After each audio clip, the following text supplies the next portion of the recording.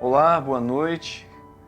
Estamos de novo aqui no nosso encontro de domingo e eu quero dizer a vocês que todos vocês que nos assistem nessa noite, todos vocês, a gente vai vendo aí, subindo aí, chegando o pessoal, né, o pessoal que de costume tá todas as noites, todos os estudos bíblicos, o nosso trabalho de domingo à noite vem chegando aqui. E a gente vai vendo, então, a gente fica alegre em saber que você está sintonizado aí, está ligado aí e está desejando um alimento espiritual.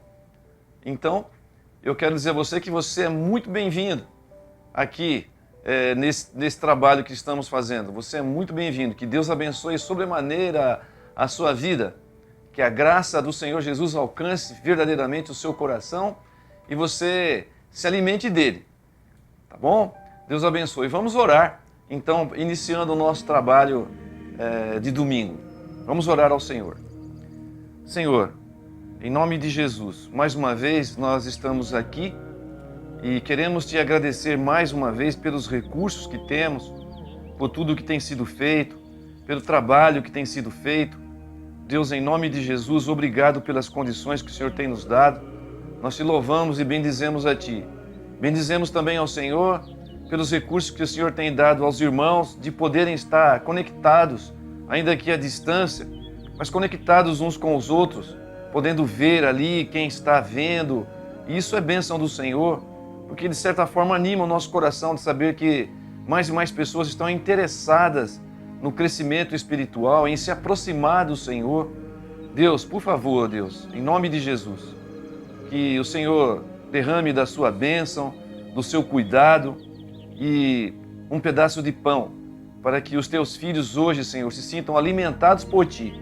Abençoa, por favor, toda a Tua igreja, todos aqueles que estão ouvindo, que recebam de Ti, Senhor, o alimento necessário para continuar as suas vidas, uma vida com Deus, uma vida abençoada e uma vida que abençoa.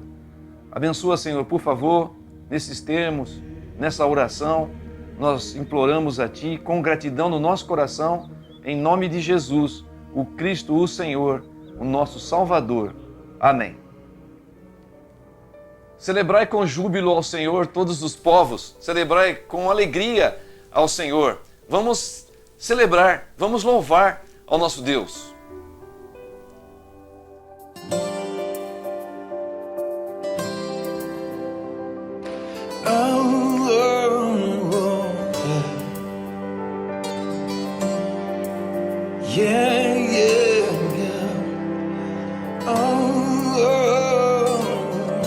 Deus enviou seu Filho amado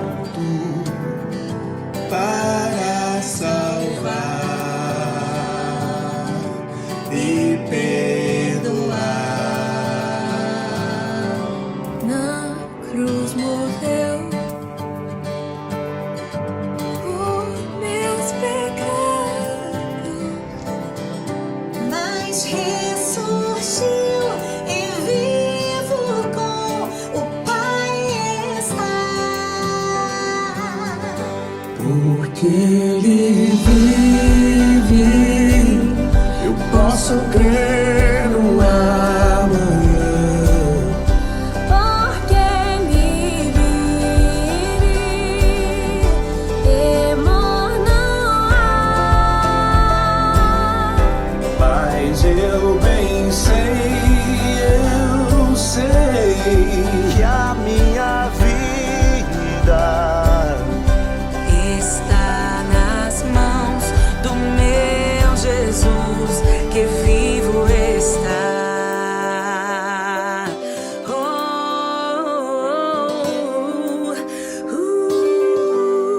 e quando enfim chegar a hora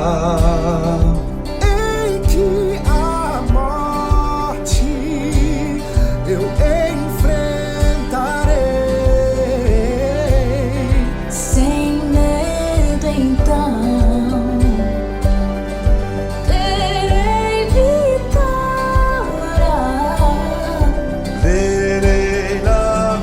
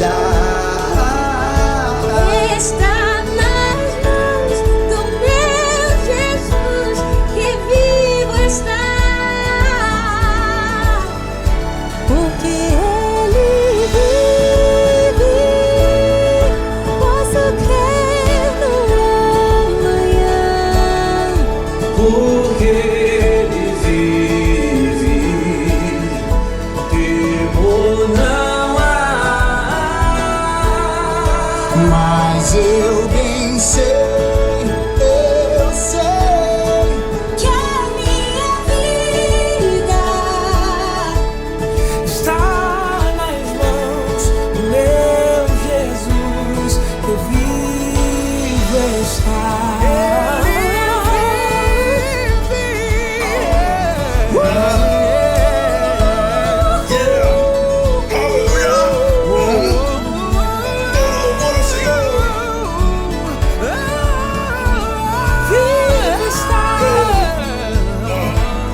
Deus único, incomparável, Ele vive está, vivo está em nós. Ele reina, Ele vive. sobre mim, sobre ti, sobre mim, sobre para sempre vive. nós. Deus eterno, Deus único, incomparável. E depois desse louvor que nós pudemos participar, eu espero que você tenha participado aí na sua casa, quem sabe cantado junto em família, não sei, mas é bom demais, né? Nós podemos bendizer o nome do Senhor com louvores, apresentar a nossa vida com cânticos diante do Senhor. Isso é muito bom, isso é grato ao Senhor, bendizer o nome do Senhor de maneira cantada. Isso é maravilhoso, agrada a Deus e também agrada o nosso coração de poder fazer isso. Espero que você tenha aproveitado. Eu aproveitei. Meus irmãos, nós temos aqui então o sermão dessa noite, a mensagem dessa noite, ela se encontra lá no livro de Gênesis, no capítulo 25. Vamos abrir a palavra de Deus no livro de Gênesis, o primeiro livro da Bíblia, no capítulo 25, e você acompanha aí comigo a leitura da palavra de Deus. A partir do verso 27, desculpe. Verso 27. Esaú vende o seu direito à primogenitura. Cresceram os meninos. Esaú saiu perito caçador, homem do campo. Jacó, porém, homem pacato, habitava em tendas. Isaque amava Esaú, porque se saboreava da sua caça. Rebeca, porém, amava Jacó. Tinha Jacó feito um cozinhado, quando esmorecido veio do campo Esaú. E lhe disse: peço-te que me deixes comer um pouco desse cozinhado vermelho, pois estou esmorecido. Daí chamar-se Edom. Disse Jacó: vende-me primeiro o teu direito à primogenitura. Ele respondeu: estou a ponto de morrer, de que me aproveitará o direito de primogenitura? Então disse Jacó: jura-me primeiro. Ele jurou e vendeu o direito de primogenitura a Jacó. Deu, pois, Jacó a Esaú pão e o cozinhado de lentilhas. Ele comeu e bebeu. Levantou-se e saiu. Assim desprezou Esaú o direito de primogenitura. Estamos vendo aí então, e um tema que não está lá em Gálatas, no capítulo 5, porque é lá que nos fala a respeito das obras da carne, mas aqui nós poderíamos colocar esse tema, os desejos da carne, obras da carne e assim por diante. Seria um tema adequado também registrar isso. Na Bíblia, ela revela então todo o egoísmo das pessoas, o egoísmo de Esaú, o desprezo de Esaú para as coisas de Deus. E também vemos o oportunismo de Jacó, o oportunismo para o mal, não é? É isso que nós podemos estar verificando. No momento atual em que nós estamos vivendo, nós podemos concluir, com respeito à humanidade, agora fazendo uma atualização, que a humanidade está totalmente corrompida. A humanidade está realmente afastada, alienada de Deus. Em nada nós estamos melhores desde o começo da história da humanidade. Nós não estamos melhores, mesmo a despeito de todos os esforços que são feitos, todos os esforços humanitários que são feitos, a despeito de toda a tecnologia, de toda a ciência a favor dos homens e da humanidade. o mais interior do homem, ele continua sendo mal, ele continua sendo corrompido. Nessa crise atual que nós estamos vivendo, muitos têm dito assim, essa crise foi uma crise fabricada pelo homem. Não sei, nós não sabemos. A história, quem sabe, daqui a 100 anos vai ser contada de uma maneira diferente se ainda existir mundo como nós o temos hoje. Uma nação se aproveitando da morte instalada no planeta para tirar proveito, para se aproveitar desse momento onde as pessoas estão morrendo. Alguns estão se aproveitando desse momento e tendo lucro. A nação onde tudo começou tão rápido, ela se viu tão rapidamente liberta desse mal. Nós não sabemos, a verdade é que nós não sabemos. As nações mais poderosas, aquelas que tinham talvez uma capacidade de reação, ficaram paralisadas, foram envolvidas nesse mal. O mundo antigo, a Europa, ela se tornou, não é mais só antigo, mas também se tornou obsoleta, porque também não tem uma solução para esse momento que estamos vivendo. Uma solução que resolva.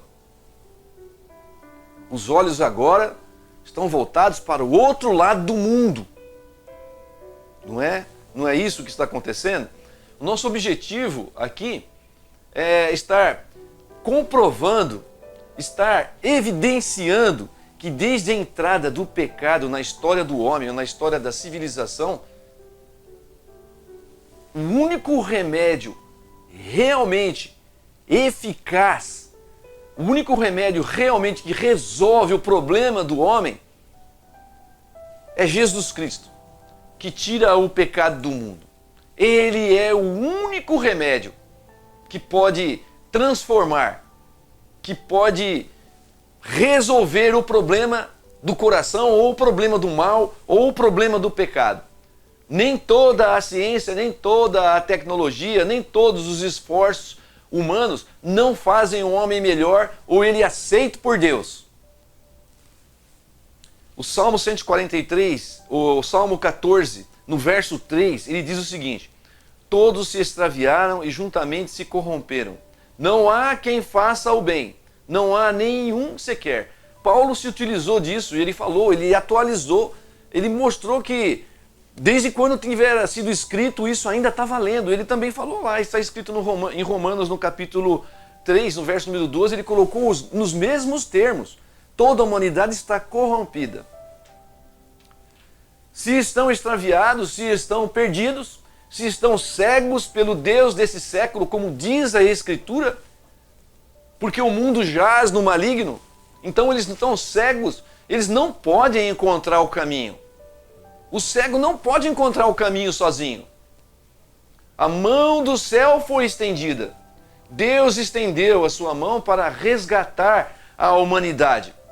Ele mostrou o caminho do amor, o caminho da verdade, porque Deus é amor. E ele então apontou para Jesus Cristo. Nós temos lá na Escritura Jesus mesmo respondendo a essa questão, dizendo que ele é o caminho. Eu sou o caminho, eu sou a verdade. Ninguém vai ao Pai senão por mim. O caminho da salvação, o caminho de volta para Deus, o caminho da cura. A cura total, a cura do coração do homem, a cura da paz com Deus, é tão somente Jesus Cristo, o Senhor. A Escritura nos revela Jesus mesmo dizendo, em João 14, no verso número 6, respondeu-lhe Jesus: eu sou o caminho e a verdade e a vida. Ninguém vem ao Pai senão por mim. Então o caminho apontado de volta para Deus, o caminho apontado para realmente a cura do maior mal do ser humano, que é o pecado. A ciência não pode te salvar completamente. É uma realidade que você deve estar consciente disso. Ela entende sobre física, a ciência entende sobre leis naturais. O homem é corpo, sujeito às leis naturais, mas ele também é espírito, que está além dessas leis. A filosofia também não pode te salvar. Ela não pode ser a sua tábua de salvação.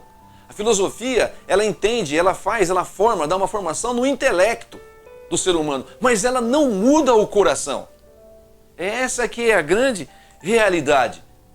Você precisa de Cristo. A saber, Deus estava em Cristo reconciliando consigo o mundo, não imputando aos homens as suas transgressões, e nos confiou a palavra da reconciliação. Essa palavra que nós trazemos hoje para você, a Bíblia que os pastores ensinam e que tem o desejo de que as pessoas entendam. Nós precisamos entender a Bíblia, mas muito mais do que entender a Bíblia, nós precisamos obedecer a Bíblia, ser transformado pela palavra de Deus. Mas voltando ao texto que nós vimos, de Êxodo 25, nós veremos que desde o princípio até o que parece uma boa intenção está contaminada também com o pecado, com o que é pior. Nós estamos vendo aqui no verso 28 que havia uma preferência. Isaac amava Esaú porque se saboreava de sua caça. Rebeca, porém, amava a Jacó. Existia sim uma preferência. Jacó amava Esaú porque Esaú era um homem do campo, então era caçador. Ele dava a ideia de um homem viril, um homem que talvez pudesse exercer uma liderança, não é? E então Esaú trazia as caças para o seu pai, preparava ali, e seu pai saboreava as caças. Então Jacó tinha uma certa preferência por Esaú, enquanto Rebeca, ela amava então a Jacó porque Jacó era um homem mais caseiro, ele habitava em tendas, diz a palavra de Deus. Então talvez era aquela pessoa que ali era um homem prestativo para sua mãe. Quem sabe, né? Jacó, pega lá a farinha. E Jacó ia lá e prontamente pegava, ajudava a mãe, estava ali, embora pastoreasse também. Então Rebeca tinha preferência, e talvez Rebeca tivesse preferência também, porque ela escutou do Senhor que havia uma promessa para o mais novo. No verso 23, se você voltar lá no verso 23, há a resposta do Senhor a uma pergunta que Rebeca fez, porque dentro dela estavam os gêmeos, e eles lutavam. E ela disse: Senhor, o que acontece comigo? O que há de se fazer por mim? Aí o Senhor respondeu: 2 nações há no teu ventre, 2 povos nascidos de ti, se dividirão, um povo será mais forte do que o outro, e o mais velho servirá ao mais moço. Talvez ela se recordasse disso. E ela falou: olha, então eu devo ficar com aquele que será o preferido de Deus. Quem sabe? A Bíblia não revela. Ok? O mais novo dominará o mais velho. Isso era uma grande confusão na cultura daquela época. Os valores estavam ali sendo invertidos. Havia uma inversão difícil de aceitar.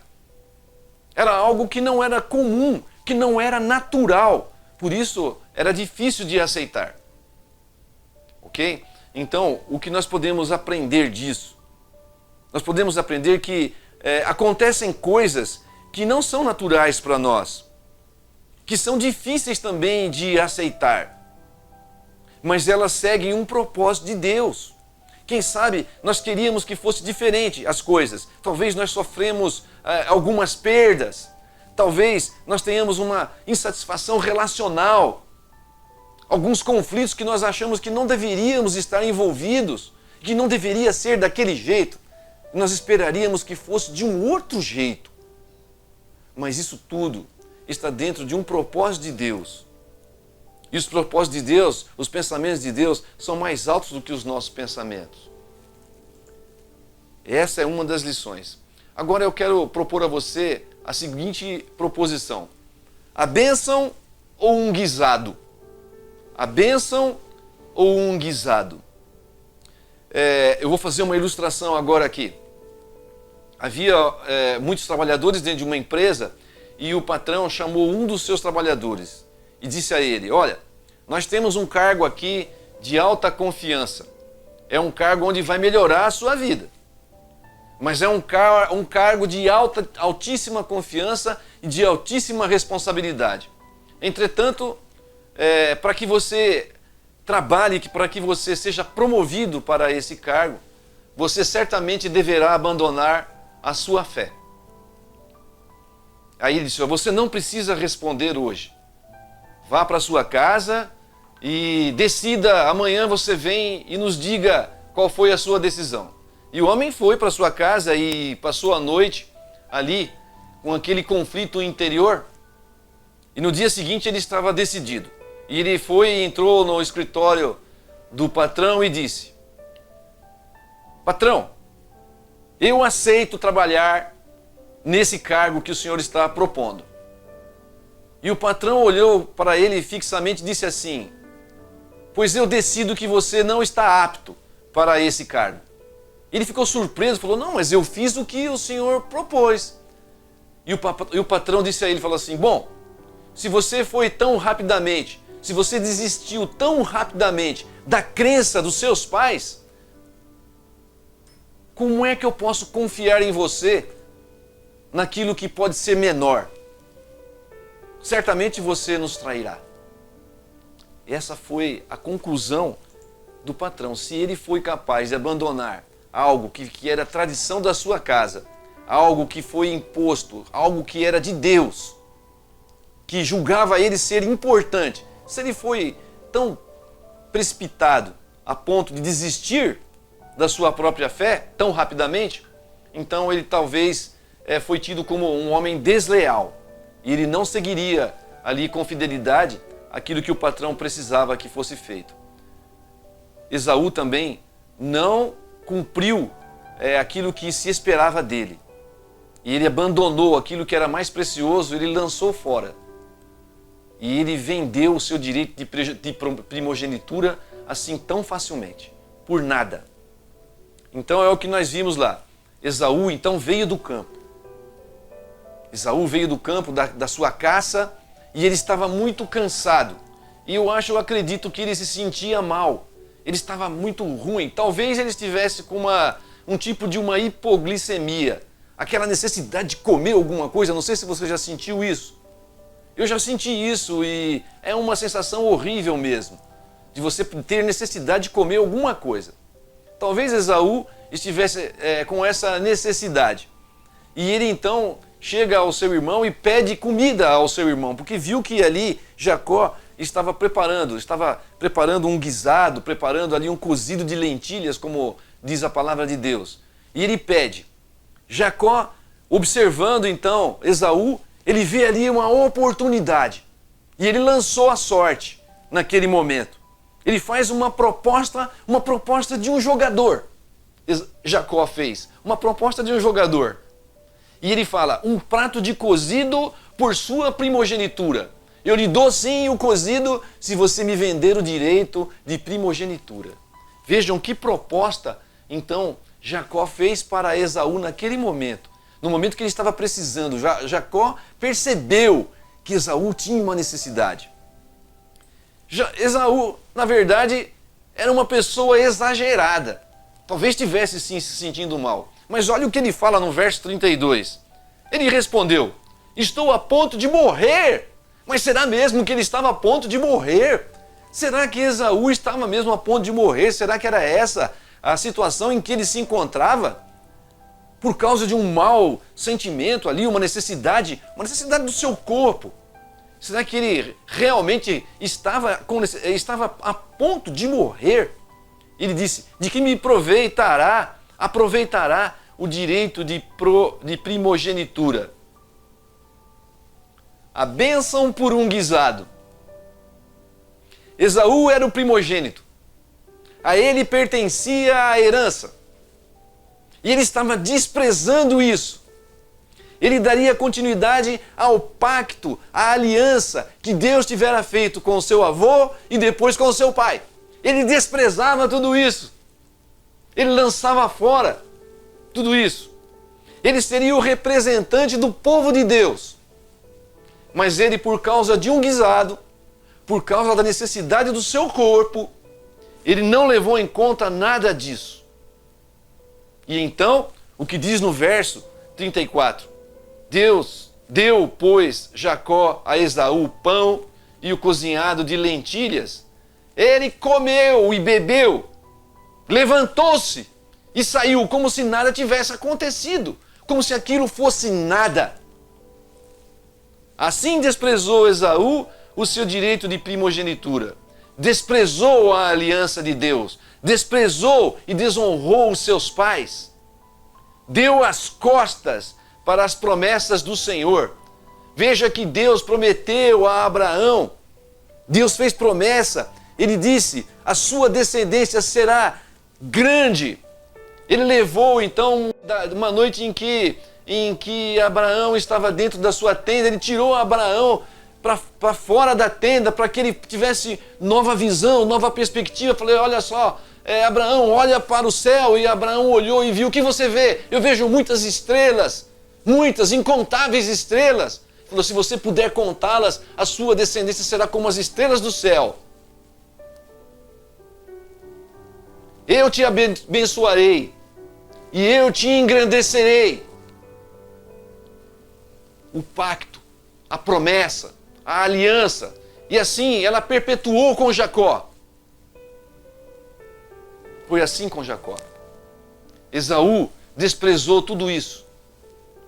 Esaú desonrou ao seu Deus, desonrou o pacto, desonrou a aliança, tudo quanto era sagrado, por um prato de guisado. Se você estivesse no lugar de Esaú, você desprezaria também?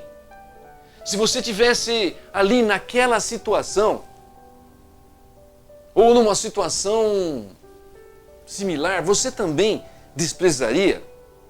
Talvez aí na sua casa, você estivesse refletindo sobre tudo o que nós falamos e o que aquilo representava, e você estivesse dizendo agora assim, puxa vida, eu não faria como Esaú fez. Eu não desprezaria o meu Deus. Eu não desprezaria as promessas e o pacto e não quebraria essa aliança desse jeito. Meu querido, será que em algum tempo na sua vida você já trocou algo que abençoaria a sua família por algo que daria um prazer temporal e mais nada? Será que você desprezou por algum momento um tempo com Deus, que você poderia estar crescendo na presença de Deus, que você poderia estar se aproximando de Deus? Será que você em algum momento da sua vida você desprezou isso por um entretenimento, por exemplo? Quem sabe você possa se lembrar agora. Quem sabe você pode ter até caído do sofá agora. Não é mesmo? Será que nós nunca fizemos isso? Será que na nossa vida nós nunca trocamos as coisas espirituais, as coisas que nos dão vida, as coisas que alimentam a nossa alma, que são coisas eternas? Será que nós não desprezamos por coisas tão vis e temporais e que se corrompem? Será que nós nunca fizemos isso? Será que nós nunca abandonamos o trabalho de Deus para estar descansando? Será que nós nunca fizemos isso? Afinal, eu trabalho demais. Eu preciso descansar. Eu mereço um descanso. Eu mereço qualquer outra coisa. Eu mereço um churrasco. Eu não vou hoje. Eu não quero saber disso. Será que você nunca fez isso? Ou eu posso dizer ainda mais, aonde está concentrado os seus maiores e melhores esforços? Os teus e os meus. Porque eu devo me incluir, porque certamente essa palavra ela falou ao meu coração. E eu espero em Deus que pelo poder de Deus, o Espírito Santo fale também ao seu coração, edificando a sua vida. Que tipo de pensamento domina a sua mente? São vantagens terrenas? Porque a palavra de Deus, ela nos diz, pensai nas coisas lá do alto. O que mais agrada o meu e o seu coração? Tudo o que o mundo pode oferecer? Ou você se agrada de estar vivendo uma vida piedosa, uma vida de contentamento, como diz a palavra de Deus que deve ser? Eu e você. O que de melhor temos oferecido aos nossos filhos? Nós não podemos supor que os nossos filhos ele oferecendo aos nossos filhos algumas migalhas espirituais, eles recusarão os manjares do mundo. Nós não podemos crer nisso. Se eu e você oferecemos migalhas espirituais, certamente eles cederão aos manjares do mundo. O que nós estamos fazendo com os nossos filhos? O que nós estamos ensinando aos nossos filhos? O que nós, pelo exemplo, estamos mostrando que é importante para os nossos filhos? Essa é a pergunta que nós temos que fazer antes de reprovar Esaú do seu pecado. Não é verdade que nós muitas vezes também fomos como Esaú? Quantas vezes nós temos trocado um bem espiritual por um guisado? Assim, metaforicamente falando, não é? Você e eu não somos melhores que Esaú. Buscai, pois, em primeiro lugar o seu reino e a sua justiça, e todas estas coisas vos serão acrescentados. Nós temos dificuldades para crer na palavra de Deus.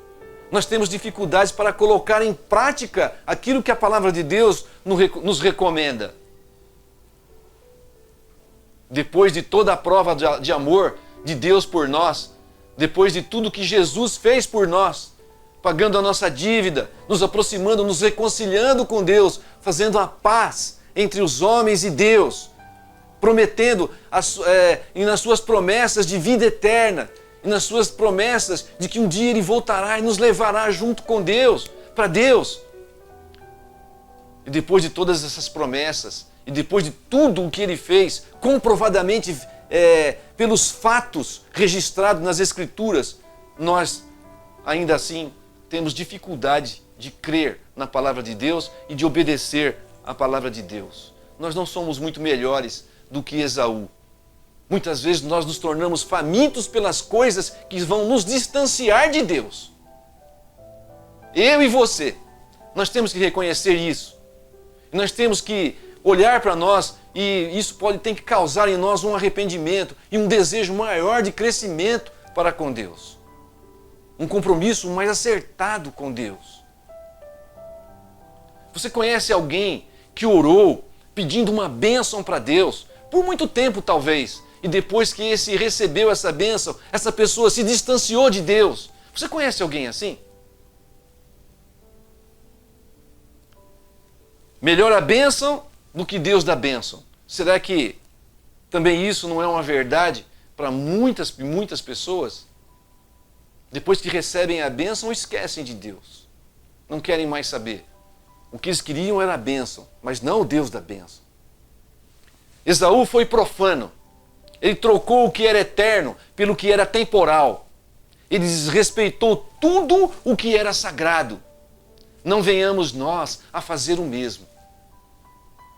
Vamos nos policiar, vamos buscar em Deus o socorro que nós precisamos para nós não se assemelharmos tanto quanto a Esaú, mas sim nos assemelharmos a Jesus, o nosso Senhor, aquele que veio e nos libertou, aquele que veio e nos aproximou de Deus. Vamos olhar para Ele, vamos andar conforme Ele andou. Muito bem. Um segundo ponto é: tudo concorre para que se cumpra os propósitos de Deus. O que isso quer dizer?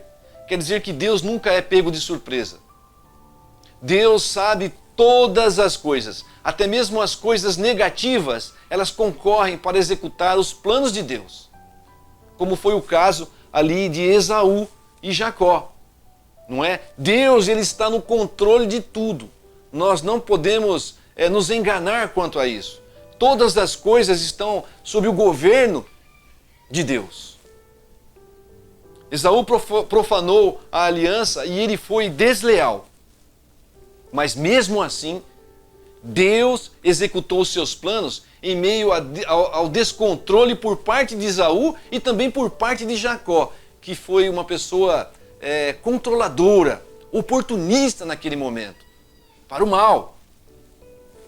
Não é isso? Mas Deus usou aquela situação, aquele conflito, aquele momento terrível que a família estava vivendo, e ele usou aquilo para que fosse cumprido os seus decretos, para que fosse cumprido ali todos os seus propósitos.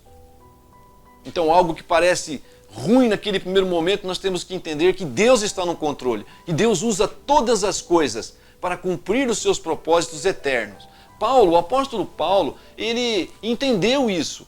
E quando ele vivia um momento ruim da sua vida, quando ele estava aprisionado, que não era uma coisa boa, ele estar aprisionado, sobre Paulo pesava uma acusação, ele podia perder a sua vida ali. Mas ele escreve aos filipenses: quero ainda, irmãos, certificar-vos de que as coisas que me acontecem, ou que me aconteceram, têm antes contribuído para o progresso do Evangelho. Tudo aquilo ainda estava dentro de um propósito de Deus, ele estar ali preso. Ele entendeu que aquilo contribuía não só para com a vida dele, mas para com o progresso do Evangelho. Veja, era uma coisa ruim ali ele estar preso. Mas ele entendeu que ele estava cumprindo um propósito de Deus ali. Deus é soberano, mesmo antes de existir a história ou o mundo, seja como for. Deus é soberano. Deus já existia. Nada acontece por acaso. Tudo tem um propósito diante de Deus. Até mesmo no sofrimento, nós encontramos, até mesmo nos sofrimentos e confusões que porventura acontecem, Deus está no controle. O servo Jó também entendeu isso. Ele passou o que passou. Nenhum de nós gostaríamos de estar vivendo a vida de Jó. Nós gostaríamos de estar vivendo a vida de Jó quando ele estava vivendo na bênção. Mas e tudo o que ele passou? Todo o sofrimento que ele passou? Nenhum de nós gostaríamos de estar lá. Foi tirado tudo de Jó. Todos os seus bens, todos os seus filhos, tudo foi tirado de Jó. A sua família só permaneceu a mulher. E ainda para acusá-lo, fala assim: olha, amaldiçoa o seu Deus e morre. Porque a situação dele era terrível. Aí ele foi acometido de úlceras que ele coçava com cacos de telha. Mas Jó tinha amigos que foram lá para acusá-lo. Confessa aí o seu pecado. Você está vivendo essa situação porque você é um pecador miserável. Mas Deus restaurou a vida de Jó depois, porque ele se manteve fiel. Ele não pecou em todas as coisas. E depois, por fim, no último capítulo, então temos lá o que Jó entendeu. Ele disse: bem sei que tudo podes e nenhum dos teus planos pode ser frustrado. Nenhum. Não há nenhum plano de Deus que pode ser frustrado por mim ou por você, por situação muito boa ou por situação muito ruim. Nada, nem guerras, nem nada pode ser frustrado, pode frustrar os planos de Deus. E por último, eu quero deixar aqui a última reflexão, dizendo a você que há consequências em nossas decisões. As nossas decisões vão gerar situações e que nós vamos ter que ter enfrentamento por conta das nossas decisões. Um homem perdoado em Jesus Cristo, um homem que foi alcançado pela graça salvadora, ele viveu os seus dias, tempos difíceis, muito difíceis, e ele ficou com uma confusão mental. Ele foi acometido de uma confusão mental. Eram tantas as pressões que ele perdeu a noção do que era certo e o que era errado. E ele resolveu dar cabo de sua própria vida, subiu num prédio de 20 andares e lá ele, na sua confusão emocional, confusão mental, ele se atirou 20 andares. Mas quando ele se atira, ele se arrepende daquela atitude. Parece que ele foi tomado por uma lucidez súbita. E ele se arrepende profundamente daquele ato que ele fez.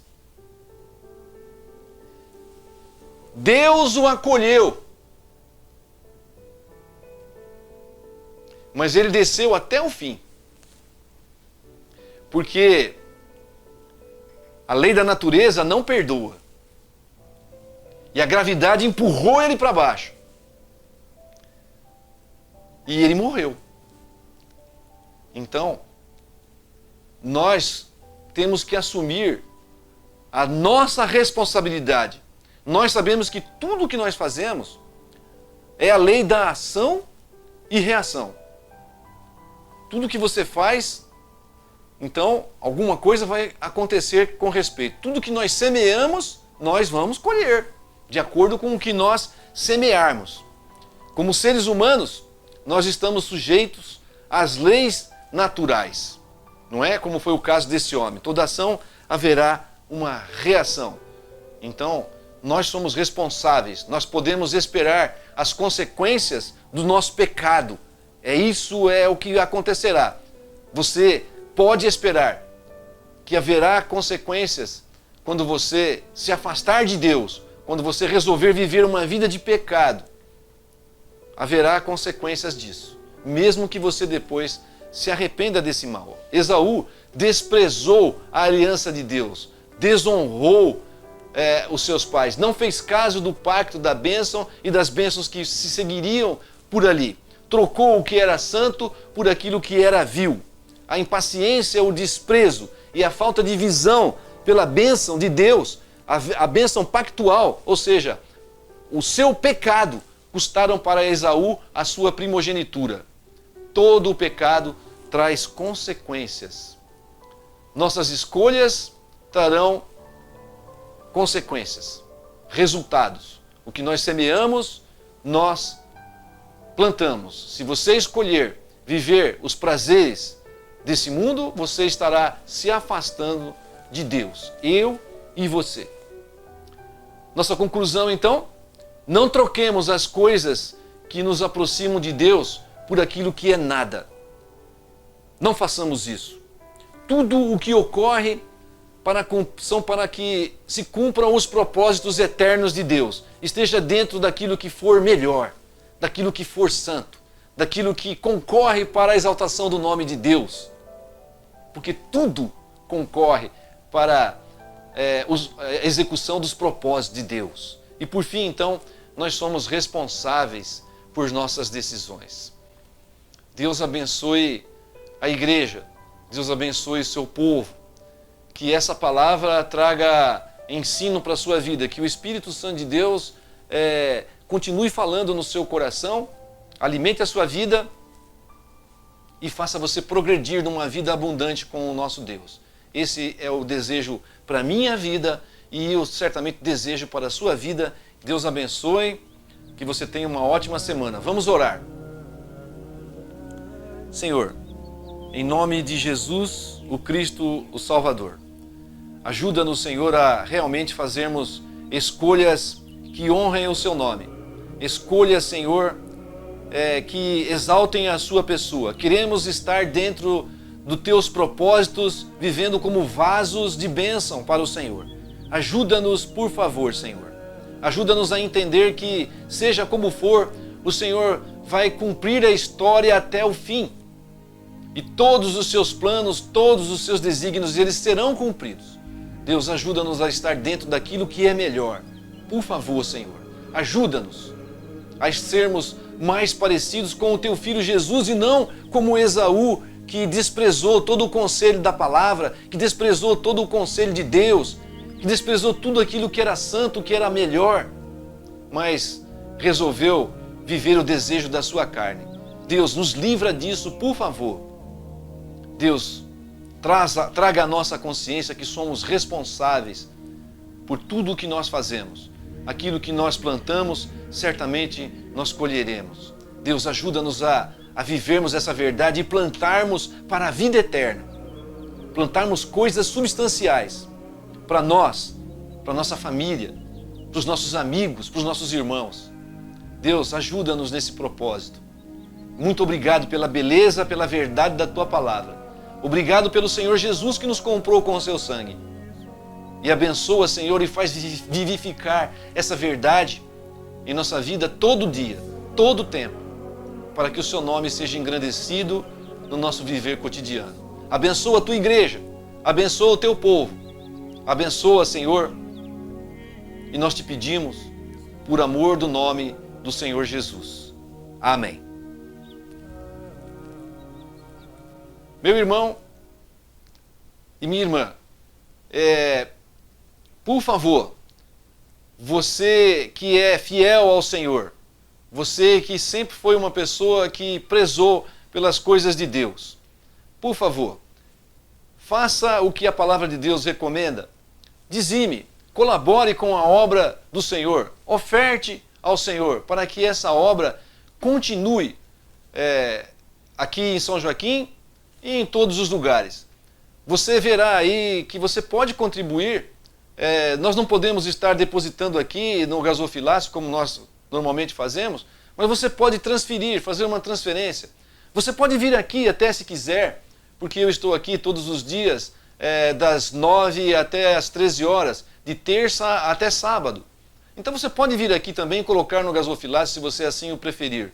De outra forma, faça assim, use do privilégio de você poder cooperar com a obra de Deus e faça a sua oferta e dizime na casa de Deus.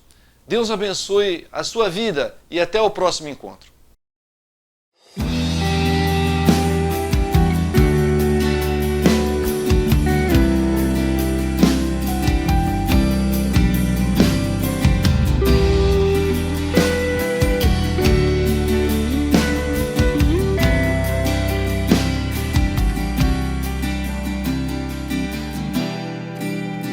Desde o Éden eu pequei, teu querer eu desprezei.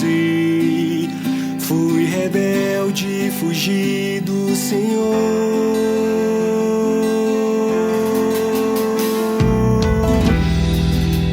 Tua lei me faz saber que eu devia perecer, mas salvaste este vil pecador.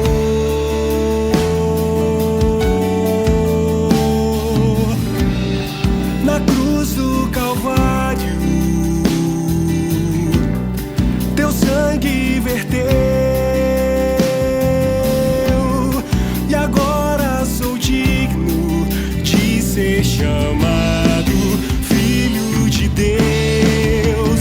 Não por obras, não por nada que eu mesmo possa conquistar, é por graça, mediante a fé em ti, Jesus. Não por obras, não por algo porque eu possa me vangloriar, é por graça,